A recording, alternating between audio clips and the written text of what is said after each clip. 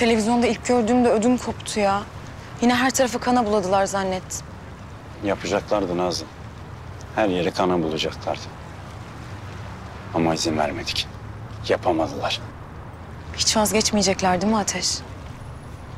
Hep karşılık vermek için uğraşacaklar. İstedikleri karşılığı versinler. Bu sadece bizi güçlendirir. Onlar bir karşılık verir. Biz onların kafalarına bin vururuz. Of neyse ya. Çok üzücü şeyler konuştuk. Biraz da güzel şeylerden mi konuşsak acaba? Olabilir. Mesela güzel yüzünden bahsedebiliriz. Olabilir.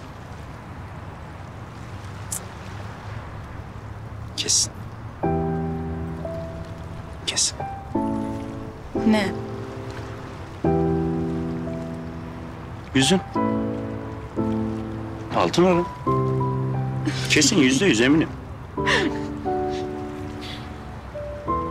Şu gözlerin güzelliğine baksana.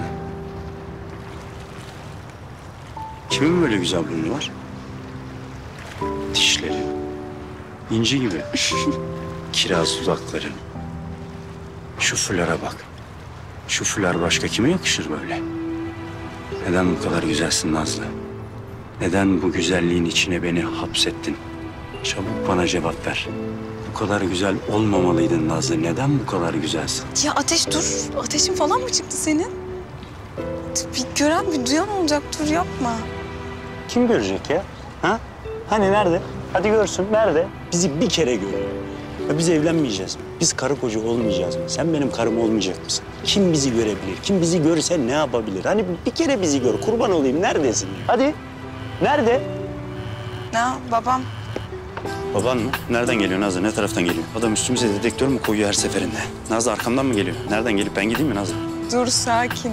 Arıyor. Nerede? Telefonla. Ya niye söylemiyorsun telefonla arıyor? Ödüm patladı. Üf, açsana ne diyecek? Aç. Tamam.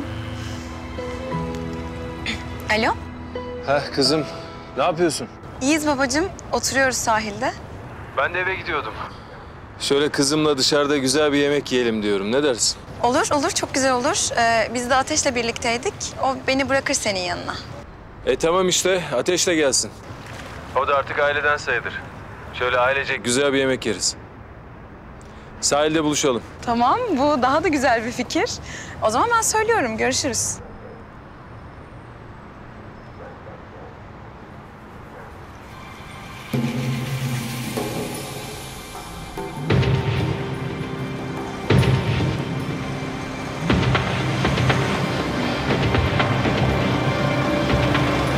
Buralardan mı?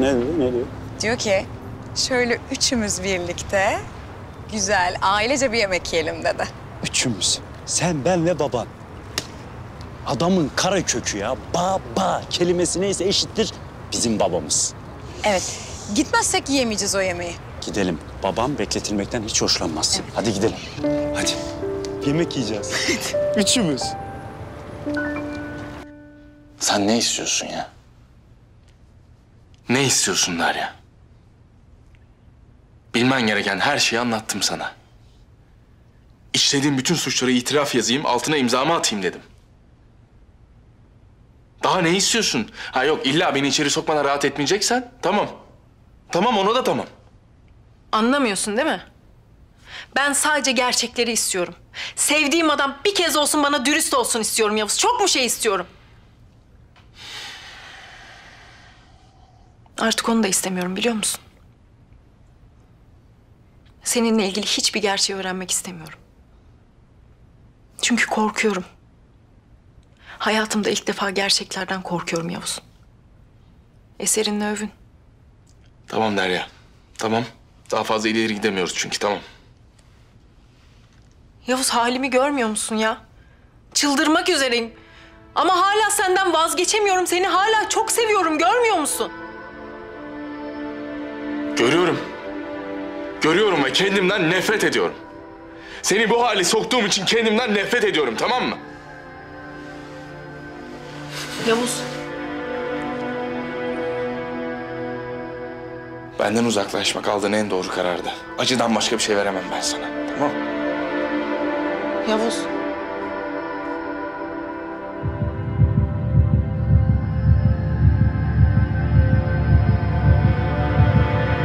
İyi misin?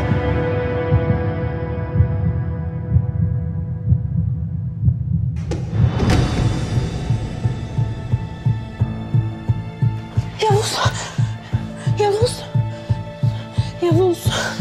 Yavuz. Yavuz. Yavuz.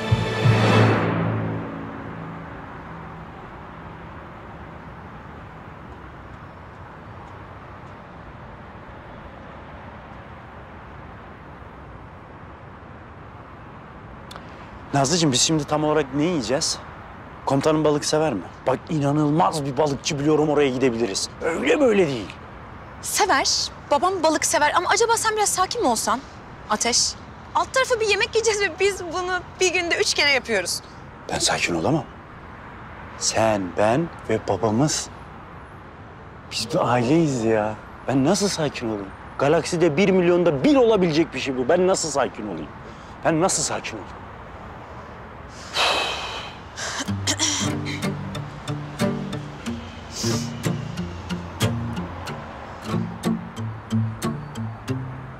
Bir şey söyleyeceğim. Ben ısmarlasam kızar mı acaba? Ama olmaz benim. Ben nasıl ısmarlayayım? Koskoca komutan benim elimi cebime sokturur mu? Hem ayıp olur yani. Etik değil.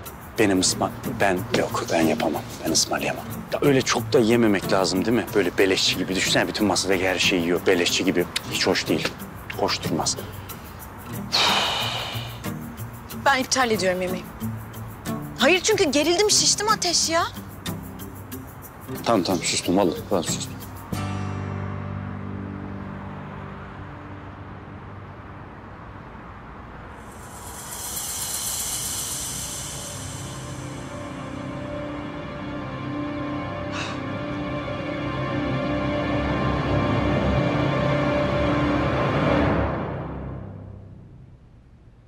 Yavuz. Buradayım ben. Ben buradayım, tamam. Yavuz. Buradayım ben. Tamam.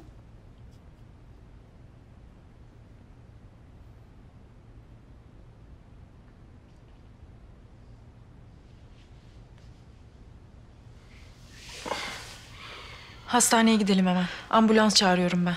Dur. İyiyim ben, korkacak bir şey yok. İyi falan değilsin Yavuz. Derya, sakin ol. Zaten doktor bu nöbetleri geçireceğimi söyledi. Bilmediğimiz bir durum değil, sakin. Nasıl bu kadar rahat olabiliyorsun ya? Oturup ölmeni izleyecek değilim Yavuz. Olmaz. Yapabileceğimiz bir şey yok Derya. Çaresi de yok. Tamam?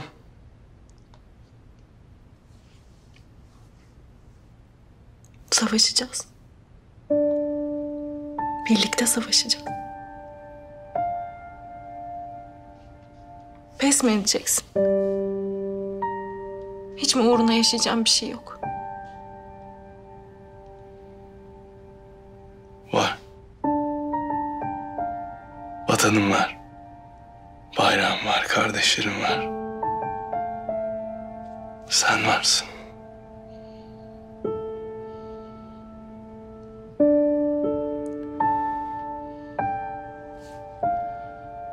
Ama benim gücüm kalmadı Derya. Benim savaşacak gücüm kalmadı. Sanki 100 yıldır yaşıyor gibiyim ben. Düşüncelerim, bedenim, yaşadıklarım artık her şey ağır geliyor. Her şey.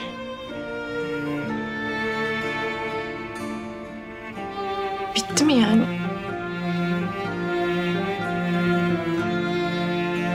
Öylece gidecek misin?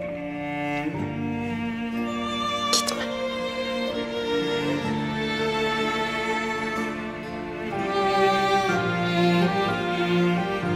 Her şey güzel olacak. Sen çok mutlu olacaksın. Bunu hak ediyorsun. Bak biri çıkacak karşına. Benim gibi kalbini kırmayacak. İyi biri. Doğru. Kalbimi senin gibi kıran olmadı. Ama kalbime senin gibi dokunan da olmadı. Olmayacak da. Olacak. Çocukların olacak. Senin gibi güzel bakan, güzel güler. Söyleme böyle şeyler.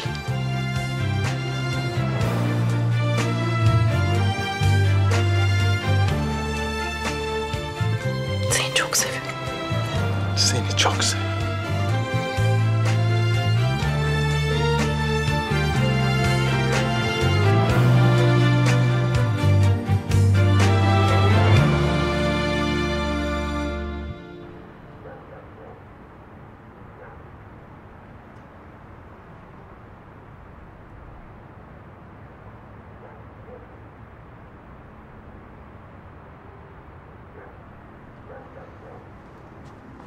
Pardon. Telefon sizin için. Sen kimsin? Ne oluyor? Sevdiklerine zarar gelsin istemiyorsan telefonu al ve aç. Fazla vaktimiz yok.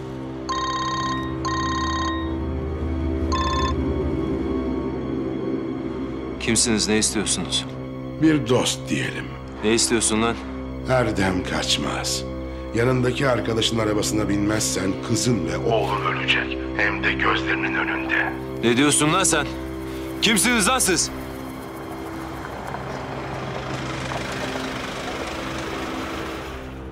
Bence bin.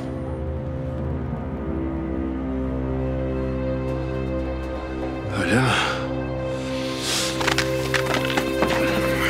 Ulan sizin gibi yüzlercesini tek elimle öldürdüm lan ben.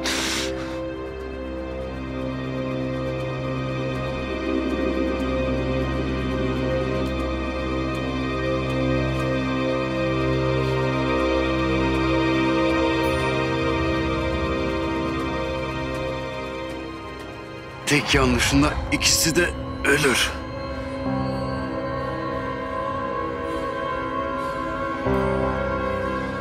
Telefonu aç. Gelemeyeceğini söyle. Yaşanmalarını istiyorsan tabii.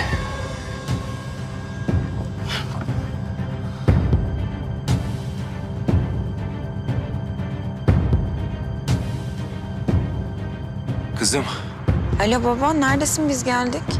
acil bir işim çıktı kızım. Gelemiyorum ben. Evde görüşürüz. Nasıl, ne işi baba ya? Yani hani başka zaman yaparız da keşke gelseydin sen de. Neyse, görüşürüz o zaman. Görüşürüz kızım.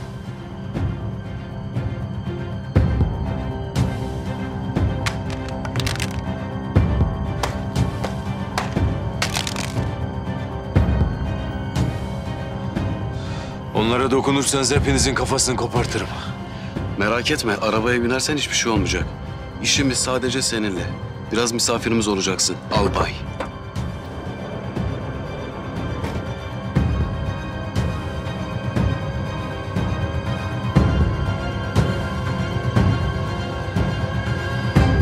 Ne oldu? Ne diyor? İşim çıktı, gelemiyorum diyor. Bu saatte. Yani bilmiyorum, anlamadım ben de ama evde görüşürüz dedi. Evet, gidelim misin?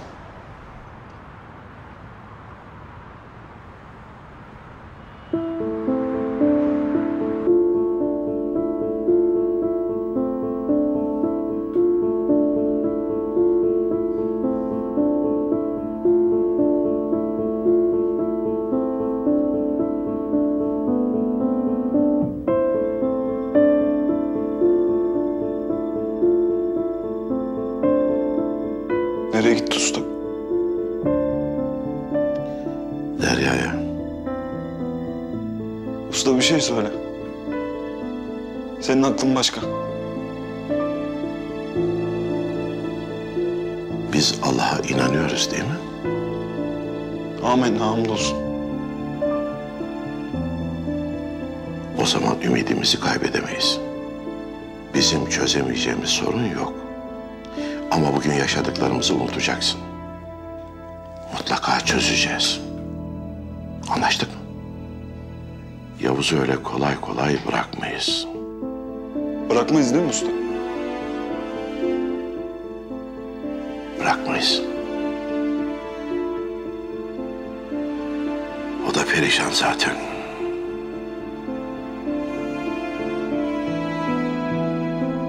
Usta bize niye söylemedik?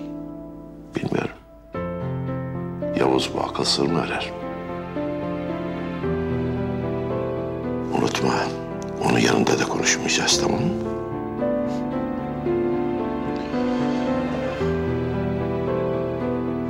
Bak sana inanıyorum usta. İnan evlat. İyi ki varsın bu usta.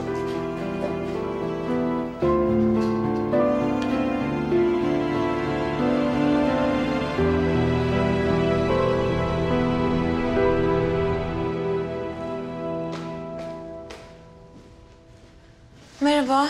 Hoş geldiniz Nazlı Hanım. Babam geldi mi, içeride mi? Hiç görmedim. İsterseniz odasına bakabilirim. Yok tamam, gerek yok. Ben bakarım, sağ ol. Tabii buyurun.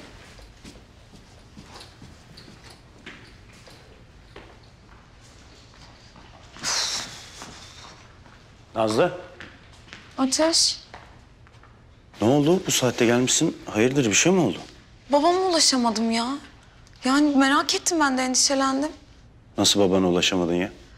Yani telefonunu açmıyor, kapalı. Buradadır diye düşündüm ben de. Gelmedi mi? Yo, biz gelseydi bilirdik. Nasıl ya? Bir dakika, sen sakin ol, panik yapma. Dün gece eve hiç mi gelmedi? Yani ben eve gider gitmez uyumuşum. Dün de babam telefonda işte akşam görüşürüz, geleceğim falan dedi. Ama sabah kalktığımda yoktu. Üniforması falan da evde. Ben bizimkilere sorayım, buralarda bir yerdedir. Sen sakın merak etme, tamam mı? Sen panik yapma, ben hemen sorup geliyorum. Sen burada otur.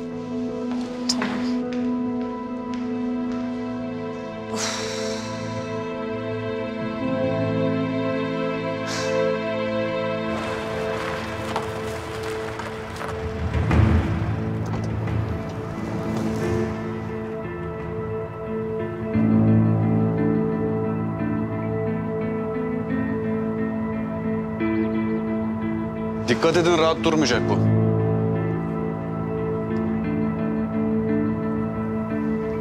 Ölmesin, canlı lazım bize.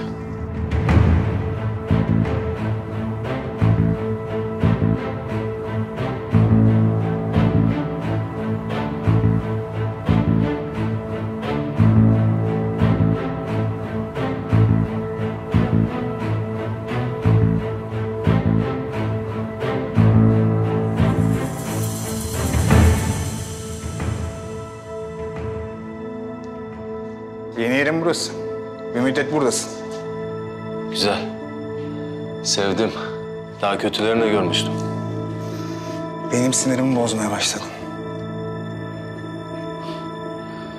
Dua et henüz tipini bozmadım.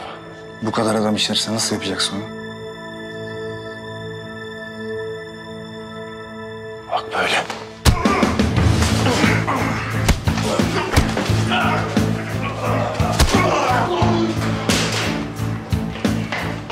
Koşsanıza! Öldürmeyin! Öldürürseniz hepimizi kuşlarınız derler. Çok güzel be.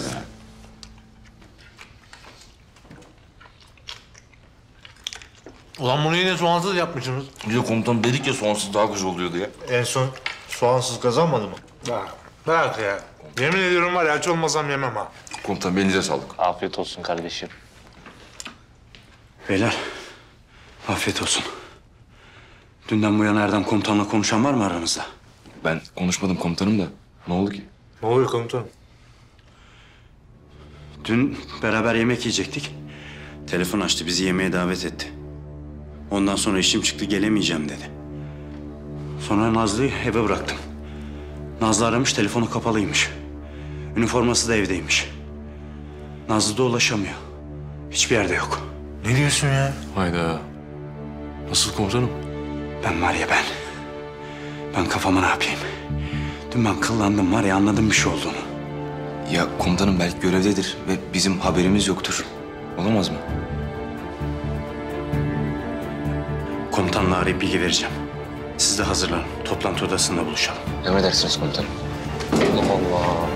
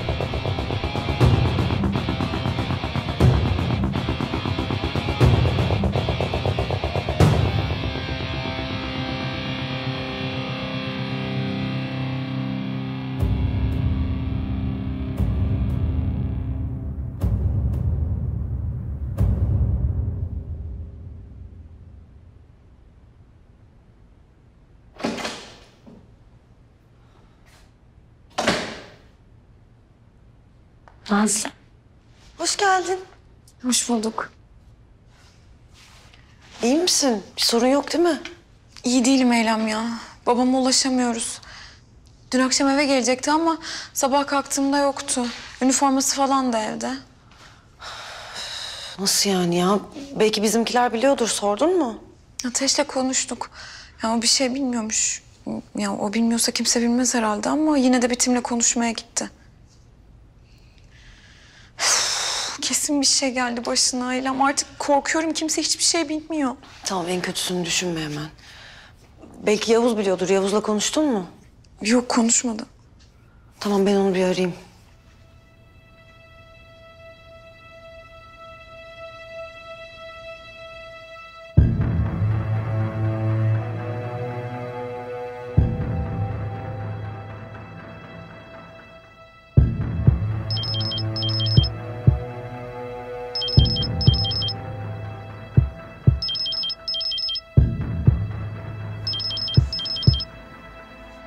Eylem.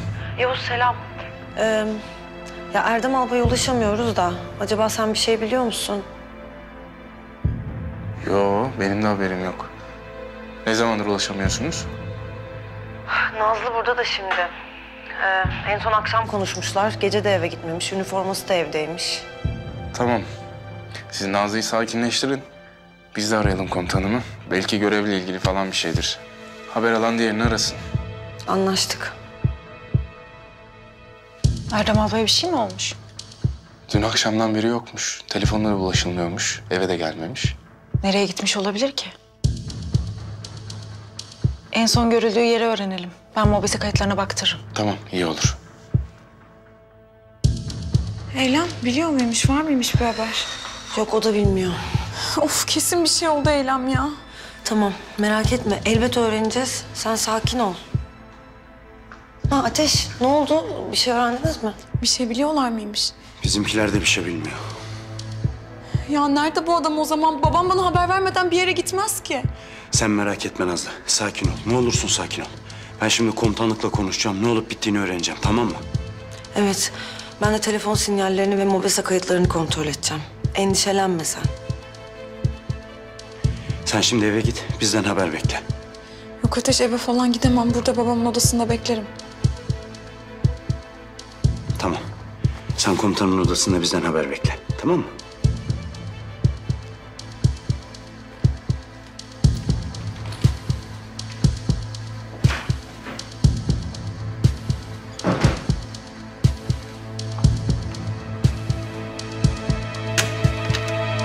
Bu kadar adamsınız.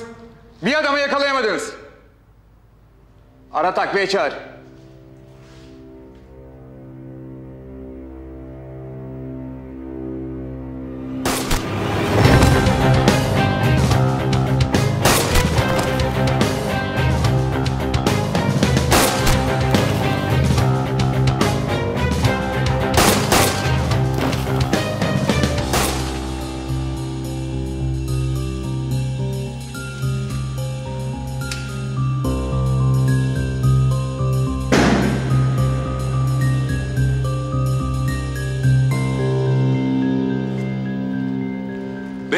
musunuz?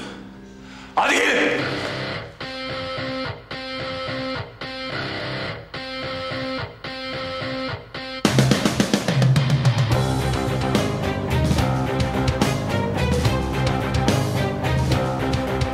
Hadi! Aptallık ediyorsun. Size canlı lazım değil mi? Hadi o zaman. Hadi!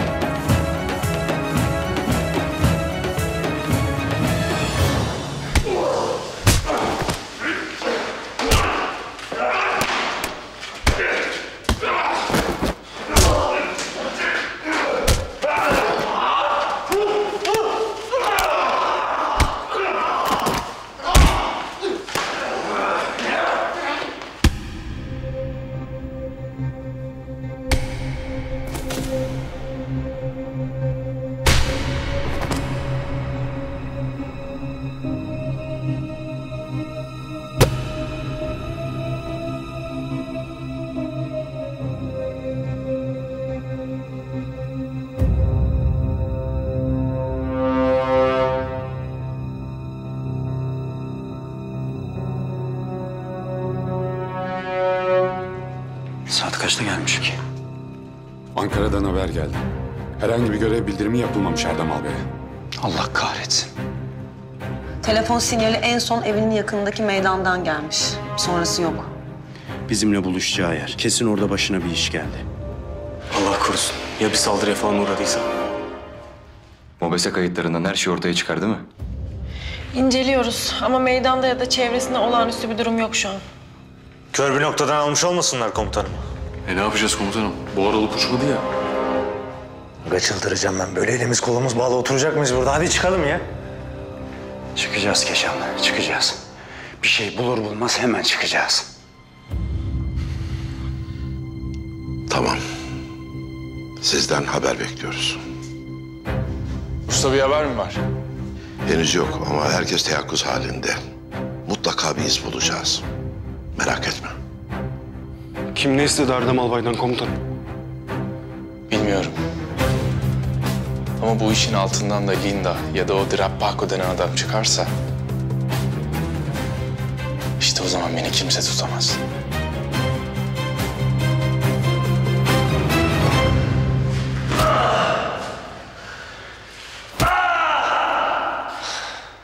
Hainler. Hainler! Yeter lan. Hainler!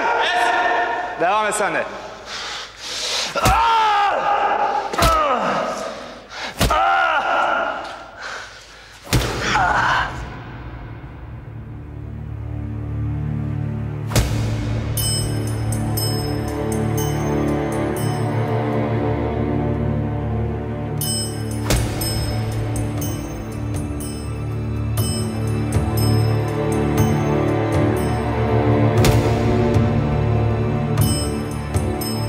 Dün akşam saat 10'dan itibaren bütün görüntülere bakılacak. Bütün şüpheli araçları araştırın. Tamam. Bir haber yok değil mi? Yok. Allah'ım sen bizim aklımızı koru. Neredesin komutanım, neredesin?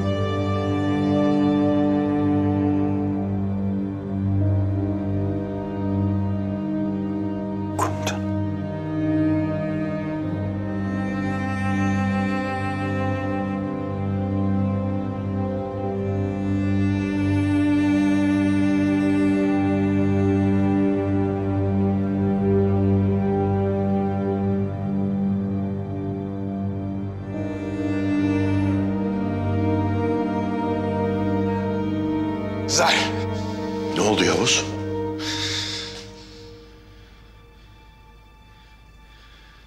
Allah'ın belaları.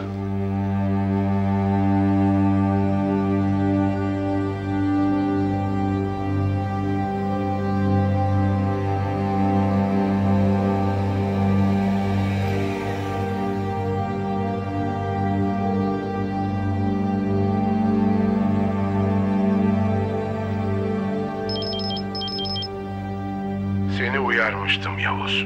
Umarım şimdi dikkatinizi çekebilmişimdir. Cehennemin 7 kat dibine değinsen. Seni bulacağım.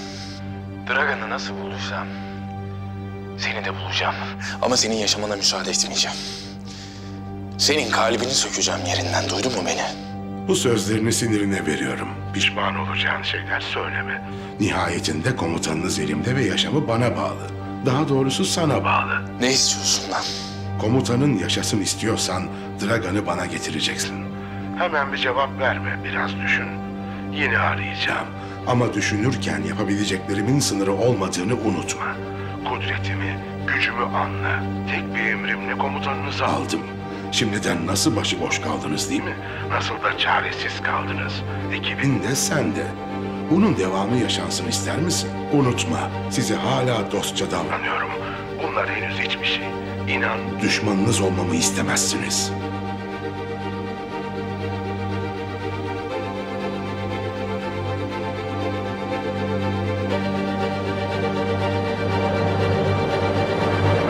Ne istiyor alçak herif? Dragan'ı değil mi?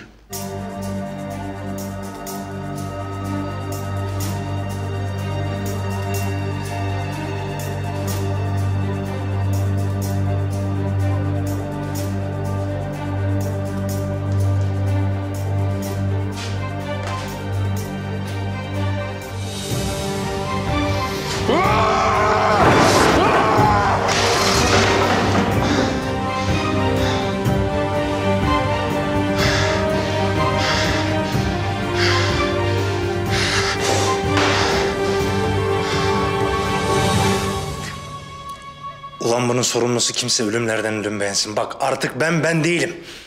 Bir iz bulup bulmamız lazım artık komutanım. Bu alçakların elinde böyle durdukça benim nefesim kesiliyor ya. Köpekler. Nazlı da kapının önünde. Ne diyeceğim ben şimdi kıza?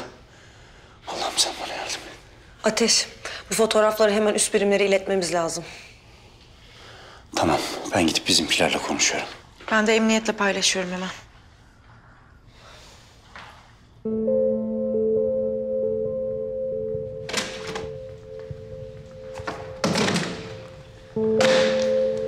Ateş. Ne olur güzel bir haber ver bana, ne olur. Sen bana güveniyor musun Nazlı? O nasıl laf Ateş? Güveniyorum tabii ki.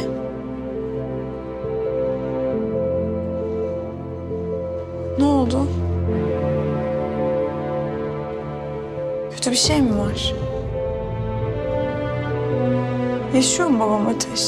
Saçma sapan konuşma. Tabii ki de yaşıyor baban. Ya nerede o zaman bu adam Ateş? Biri bir şey mi yaptı? Nerede? Nazlı, senden sadece bana güvenmeni istiyorum. Babanı bulacağız, tamam mı? Senin baban benim de babam. Sen şimdi komutanımın odasına gir, orada bekle. Senden sadece bana güvenmeni istiyorum. Duydun mu beni? Bana güven ve sakin ol. Tamam mı?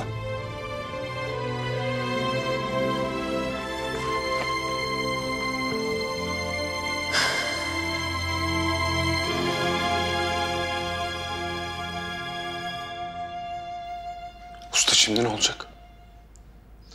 Herkes teyakkuz halinde. Bir ipucu bulur bulmaz operasyon yapılacak. Olağanüstü bir durum bu.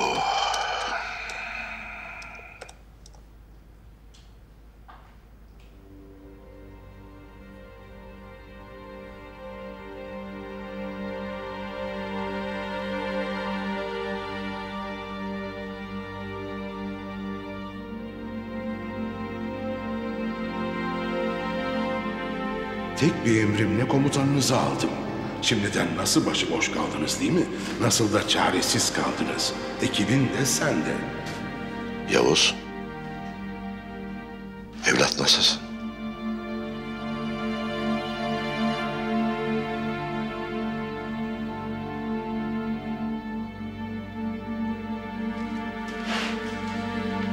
Komutanım nereye? Çekil önümden Ufuk. Yavuz. Nereye gidiyorsun? Kardeşlerimin yanına usta.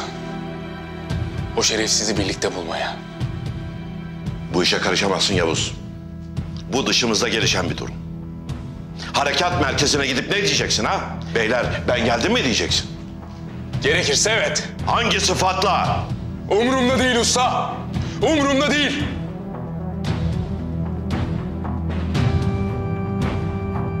Kansızlar komutanımı almış.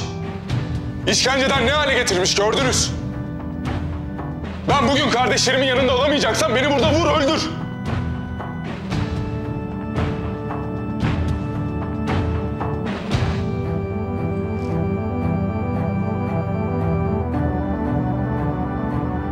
Senden ilk kez bir şey isteyeceğim usta.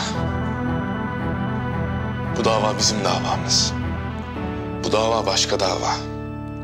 Şu an komutanı esir alınmış bir askerim ben.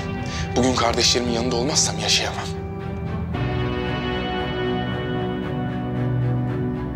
Bul bir yolunu, Dimi'min yanına döneyim.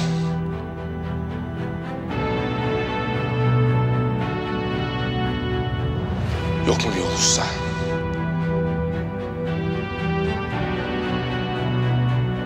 Usta.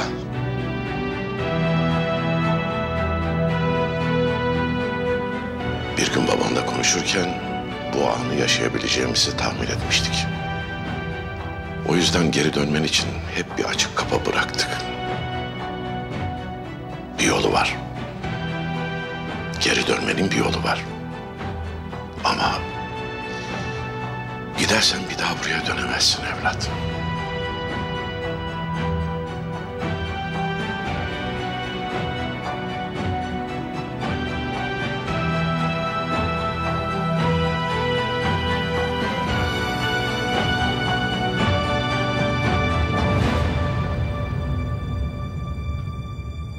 Usta.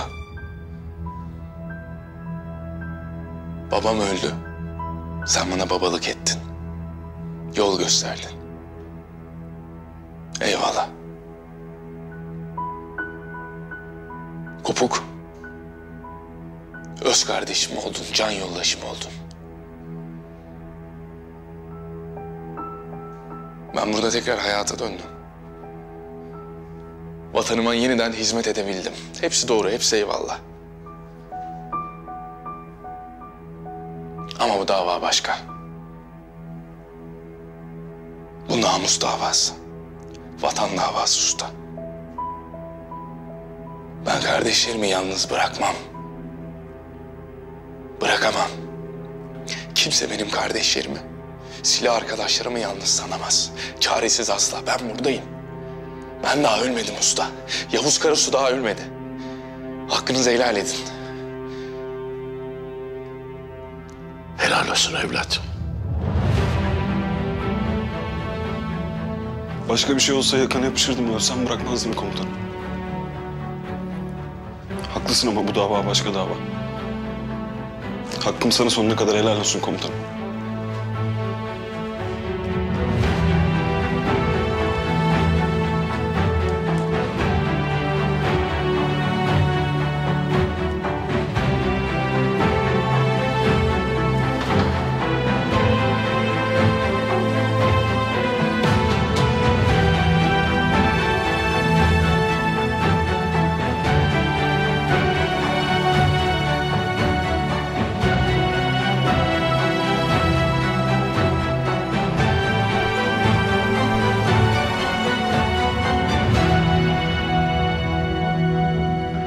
Var mı bir haber? Biz çıkalım artık. Ben dayanamıyorum. Komutanlıkla konuştum. Üst komutanlıktan yetkili birimler gelecek birazdan. Biz bulur bulmaz Allah'ın izniyle operasyona çıkacağız.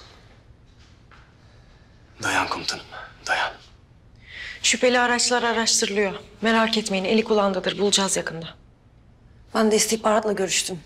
Erdem Albay'ı her kim aldıysa karşılığında Dragan'ın serbest bırakılmasını istiyor. Hala bizimle pazarlık edebileceklerini düşünüyorlar. Gideriz komutanımızı kurtarırız. Gerekirse hep beraber uğrunda ölürüz. Ama yine de o Dragan'ı vermeyiz. Komutanım anlamadılar mı hala bunu ya? Anlayacaklar kardeşim, anlayacaklar.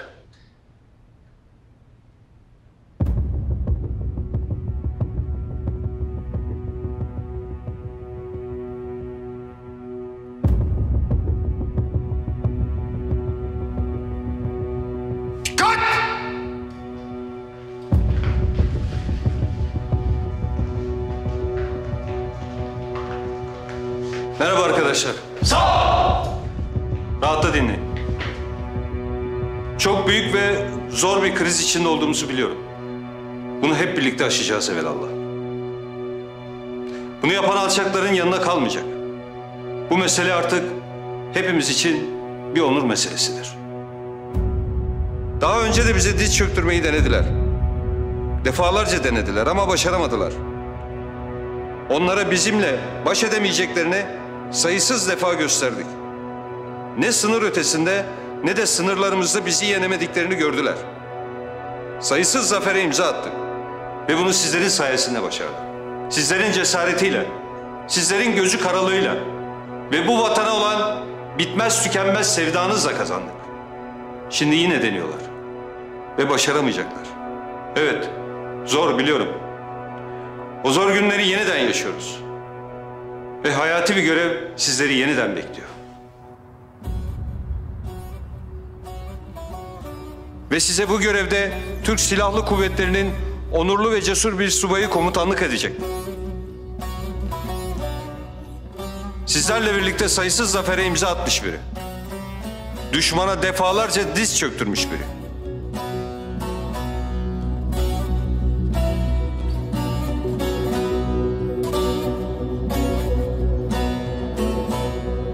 Onu yeniden aramızda görmekten onur duyuyoruz.